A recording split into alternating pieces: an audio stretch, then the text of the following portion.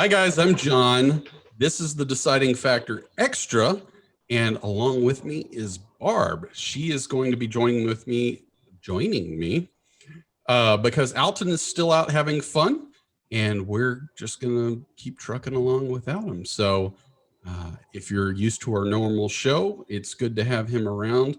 And he always gives these insightful things. So I'm kind of curious. We're going to have to come back and find out what his answers are to some of these questions, I think. What do you think?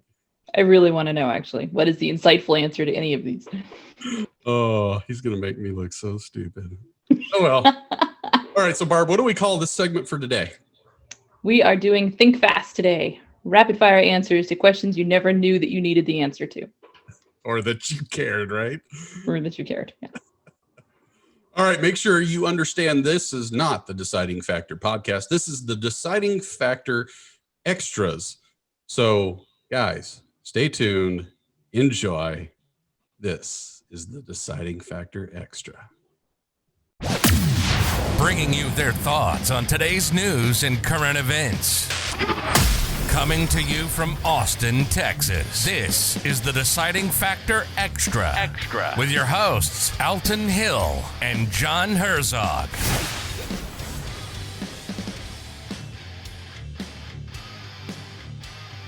Oh, yeah, I'm back. I don't know if my deep voice is really doing it for the show, but hey, maybe I can work on it. Or Barb, maybe you should come up with the deep voice. How about you try it? I do have a very good deep voice. It's a fact. This is the deciding factor. I'm always kind of thinking Sean Connery in my head every time that I try to do that. You picture yourself as Sean Connery, huh? Only when I have to do that voice, yeah. Does that mean you shave every day too? Well, he doesn't. I mean, he trims it, I think. But yeah, I could trim my facial hair every day if it would make me sound like Sean Connery. All right. So too much information? Too much. We won't get into the other information you shared with me earlier, so we'll keep those out. All right. So like we said in the intro, this is the Deciding Factor Extra, which this segment is Think Fast. We're going to ask a series of questions and give you our weird thought process on it, such as platypuses are the rudest animals, if you didn't know that. And we'll find out something else weird about me or Barb. Probably more about Barb. But you're making me really self-conscious here. I was feeling like my answers were fairly intelligent until I brought them here. No, there's no such thing as intelligent when you're doing Think Fast. and you have to blame yourself for that. So you brought it on yourself. That's very true. All right. So let's start it off. What is the best type of cheese? The type you don't have to make yourself in your kitchen? The type you can buy? Goat. There we go. Goat cheese. How about that? Goat cheese. I don't know that I've had goat cheese, so I can't disagree with you. Okay. But I also can't agree with you. It's complicated. Okay, what's yours? So I like mozzarella because I love mozzarella sticks. So I love the stringy, good cheese that you can dip in ranch. Okay, so the more important question about cheese, though, is what is your opinion on fake cheese? We're talking like the Kraft cheese slices that are in that weird texture where you can bite it into shapes of the State of the Union. And I'm just curious, is that real cheese? Do we like fake cheese? Do we not? Out of all the shapes you would bite it into, it would have to be the State of the Union. Or it's the States. I saw a kid once, he was like 6 years old, and they put him onto a talk show, and he's like, hold on. And it comes out, and he can do all 50 states in Kraft singles. Why? Why do we do Think Fast? It's just a thing we can do. It's a party trick. Anyway. Well, so Velveeta sliced cheese, absolutely love that stuff. If you try to get the knockoff brand from like H-E-B or Walmart, Kroger's, whatever, it's disgusting. You seriously have to go with the Velveeta. That's the way it is. I'll agree with that. Okay, so next weird question, and I'm sorry for this one, but it was given to me. So what part of your body do you wish you could detach, and why? You say I get all tensed because you're like, it's a weird question, and then you say something that makes total sense to me. My nose, obviously. Your nose. Because you're going to detach it and stick it over a wall to see if you need to walk past that wall or through the door. Is that what? Yeah, you're gonna detach it because it's like, wow, you want to know something I don't want to smell? This. Take it off, stick it in your pocket.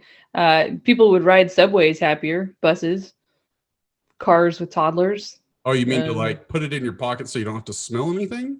Yeah. Oh, okay. See, I was picturing you like taking it off and sniffing to see who farted in the car. So you really do want to know an answer on that, don't you? That is a lot of your answers come back to that. No, I would just like I assume that if you're detaching the nose, that you have the option of not smelling something. So yeah. Interesting. Okay, what's yours? There's so many bad answers I can give to this one. Let's assume we want this to stay a family-rated podcast. Go ahead. E for everyone. So it was a toss-up for me on two body parts, but I'll stick with one, and it's the eye. I would like to be able to take my eye and like throw it half a football field away just to see what's going on somewhere else, right? Or if I'm being shot at or something, I want to be able to pop it out, look around the wall, and be like, "Is there somebody there?" or when you're hiding from the monster that's under your bed, you can stick your eyeball out of the sheets and still see. Unless he eats it. Like, I can just think of all the things to go wrong with that. Like, you're going to throw it across a football field. Can we say John has major fear of missing out? Who cares what's going on across the football field? Like, but the putting it back in is what gets me. It's like, wouldn't it just be grit? Just spit on it and shine it again. Just, rub it off. Here's the bad thing, though, that it would get really perverted, because when you're in high school, of course, all the guys are going to be like, I'm going to take my eyeball, put it at the top of the lockers in the girls' locker room, and I'm going to spy on them. So it could get really bad.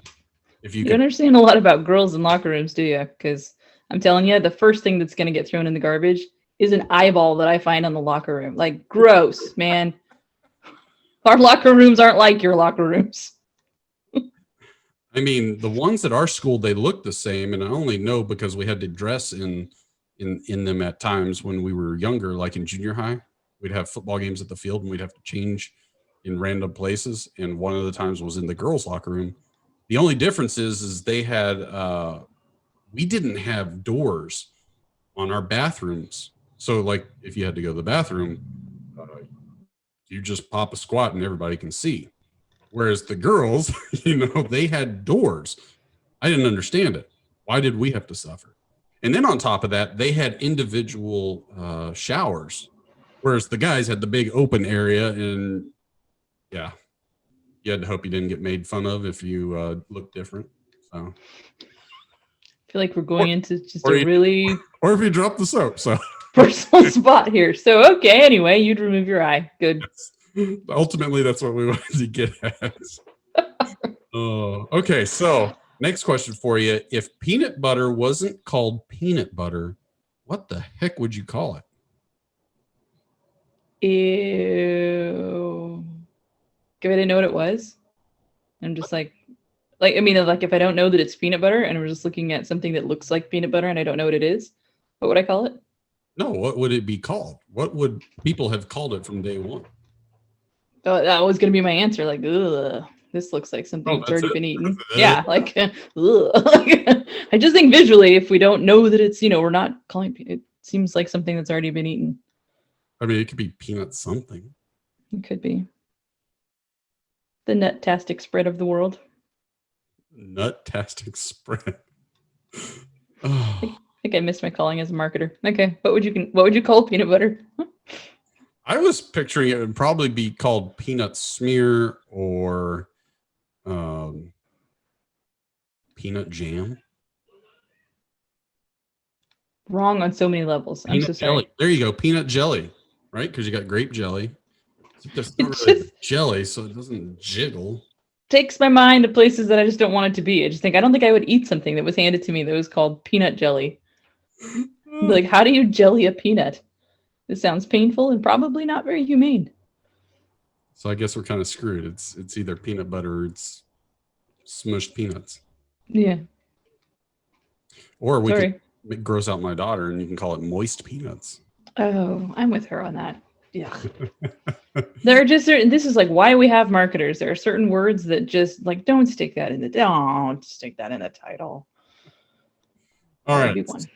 So what's the funniest name you have heard? Absidy. That was their name? Yes, this was, I didn't meet the person. This was actually during an ultrasound. I was pregnant and the ultrasound, Girl or a boy? it was a girl. And the ultrasound tech was telling the story of this couple that had come in and they were having difficulty deciding on a name for their daughter. And so they decided to name her ABCDE, Absidy. Is that not the meanest thing you've ever heard? I pity their second child. Oh, could you imagine being the teacher who has to go through the list of kids in their class? Oh, man. Roll call. Who's ABCD?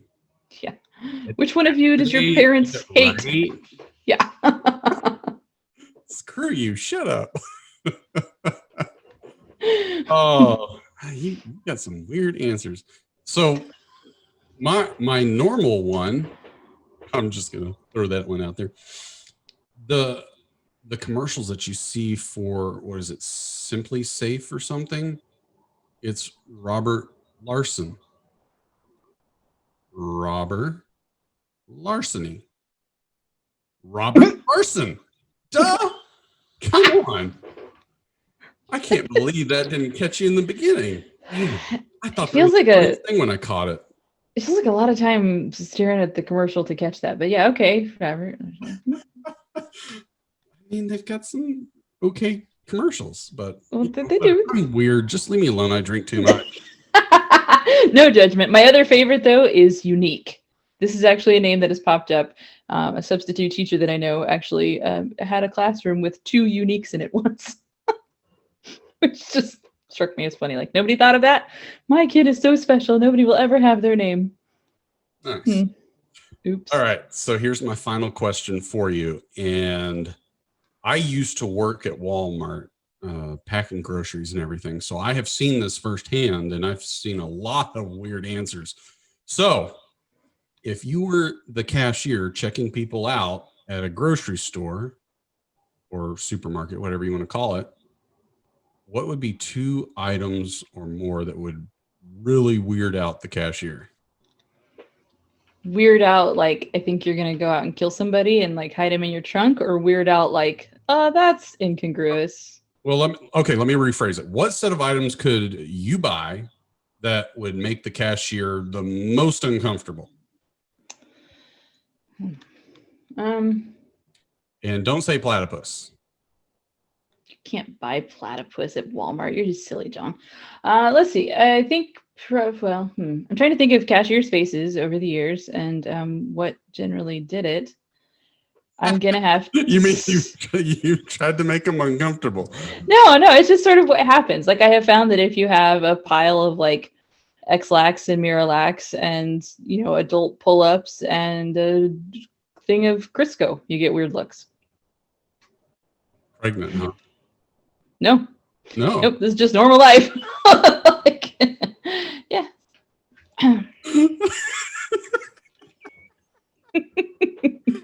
So in my experience, that usually does it. And if you add bubble gum to the end of the order, it tends to put people over the top. So go ahead. What was yours? Since this is all theoretical. What? What the hell is going on at your house that's normal? Okay, well, see, you're gonna feel so bad as soon as you say this. People always do. Oh, As soon as okay. you make fun of my shopping order, you're gonna feel terrible. No, sure. Are you sure? Bad. So what's yours? Go ahead. Somebody else's truth come out. I forgot what the question was now. The really uncomfortable cashier. What are you gonna shop for? Oh yeah. The uncomfortable co-host. Okay. Well, I had it perfectly fine, so you screwed with me. I don't know why you asked me first. Seriously, we ought to have you answering these first. So, the weirdest one that I recall that made me really uncomfortable was cucumbers and lube. So Astroglide. Yeah, I'm familiar with what it is. Yep. Okay. So it gets weirder because it wasn't a girl that bought it. It was a guy. So for me, I was like, what the hell's going on? It sounds a little bit like the problem is the cashier's mind. No? A little bit? Could, I mean, you don't think it's weird if somebody walks in with just cucumbers? No, my first assumption would be like, okay, this guy's wife called him on the way home and was like, oh my goodness, I am out of this. I went to the store earlier and I'm out of this one thing. Could you grab that? And he was probably, yeah, no, it's probably not connected. Or that's what I choose to tell myself because it makes my world feel nicer than yours right now. It's possible. My mind could have definitely been in the wrong place on that one. Tell me, what hour of shift were you on? I plead. Yeah. I don't think I can answer that in a good way. But yeah, it's. I've had some interesting things bought, and some of the people are just like they try to shift them around like you're not gonna see, but ultimately you're like, wait, you bought that, and then you go, what? Yeah, it turns out every time that you put up 6 pints of Ben & Jerry's and a box of pads, it just like tampons, you get weird looks every time. Like, you know what? It could be unrelated. It doesn't mean I'm going to eat them all tonight. Hey, what's better is some people come up to you as a cashier and they're like, they've got their whole story lined up. Well, the tampons are for my daughter. The condoms are for me. And then the cocoa butter, well, that's for the dog. And you're just like, la, la, la, la, I don't need to know. Yep. Yeah. I mean, they'll confess everything to you. It's awesome. I think that's true. Cashiers, hairdressers, who else do we talk too much to? Well, anyone that's doing any waxing on you, there's just like an overshare. And I always think, is there sort of a, like with a confidentiality? That's what I'm after. A confidentiality agreement, like whatever I say. Your cashier? Yeah, or you're, they record it. They have GoPro set up and they're like, I'm going to put this on Facebook. Okay, maybe I'm thinking hairdressers. I feel like there's a code, Nope, no code at the grocery store. You're screwed. Okay. All right, guys, that's the end of our show for today. That was ThinkFast. This is the Deciding Factor Extra. Make sure to catch more of these if you'd like them, or you can scroll on over to the Deciding Factor podcast, which is our normal show where we get more in depth in some of the more day-to-day issues that you might deal with, not farts, burps, and squirts. So I think we mean the more appropriate questions of life is probably sure. Yeah. We look a little more professional, not so stupid, right? Almost like 6 times out of 10, definitely. All right, guys, it was fun. It was fast, and I'm leaving now. So say bye. Bye. This has been another episode of the Deciding Factor Extra, giving you food for thought on real-life issues. Be sure to click, like, and subscribe to this podcast, as well as all your big social media outlets, Facebook, YouTube, and Twitter. Don't forget to check out our website, thedecidingfactorpodcast.com, and give us comments and feedback. Until next time, stay safe and keep an open mind.